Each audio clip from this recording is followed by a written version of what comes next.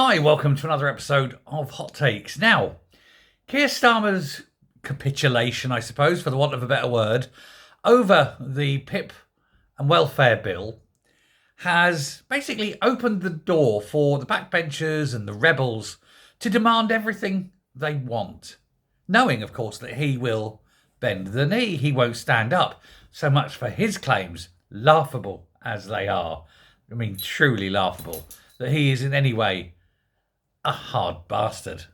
He's as hard as a piece of, soft. He's tissue paper. He's not a hard bastard at all. He's wet. He's a moist flannel. That's what he is. But now he's under mounting pressure from the rebels again. This time over the two-child cap.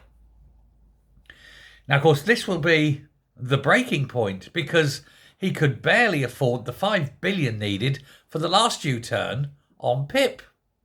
More on that subject in a minute. But he simply cannot afford raising the two-child cap. Maybe we'll see Reeves break down in tears again as she realises the job is all too much for her. Now, we've been looking at PIP, and everyone has. Everyone's only looking at the things you can claim PIP for. Acne, sore knee, depression, all sorts of things. There is a million things you can claim, and to get these, you need like 4 points to get your basic PIP. And I'm like, how hard is it to get your 4 points? And it's very, very easy indeed. I've read things about there's people there who were stressed at work get PIP. They're actually working and they're getting PIP. How does that work? The whole point is it's supposed to be that you can't work. Anyway, there we are. There was one who was told that, and this, I'm not making this up. Oh, God, I wish I was making this up. Was told by the doctor he wasn't ill enough to qualify for a blue card, the old blue parking cards for the disabled people. That gave him so much stress. He found that then the stress levels were sufficiently high that he could get PIP. He could get PIP for not being disabled enough. I told you, you can't make this up. So, there was no wonder we've got to do something about the PIP situation. We've got to do something about the welfare situation.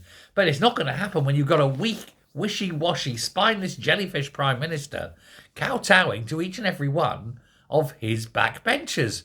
Well, it's going to get worse. We're going to get the two-child policy uplifted, that cap gone. Billions, tens of billions now. And then the Gazans. I mean, there's no limit to what this man will do. We've already seen he's having to bend the knee. Remember the picture of him and Rayner bending the knee. Although, let's face it, I bet he's been many a time on his knees. It's about the right height, isn't it? But there he is, this useless, spineless politician in the twilight of his career. Hasn't got a clue what to do, hasn't got the strength of character to do it, and claims he's a hard bastard.